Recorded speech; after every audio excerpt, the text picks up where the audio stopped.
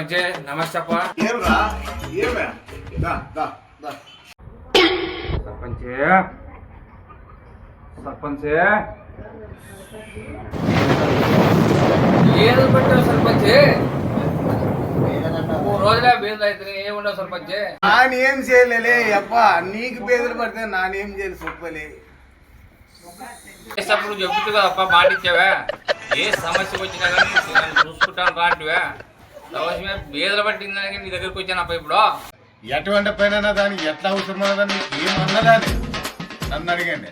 బేదలు పట్టే వాళ్ళే వారమాయ నానెవరు చెప్పుకునే ఓటేసినంత మాత్రం నీకు బేదలు పడితే డైరెక్ట్ ఇంటికి వస్తావులే నువ్వు.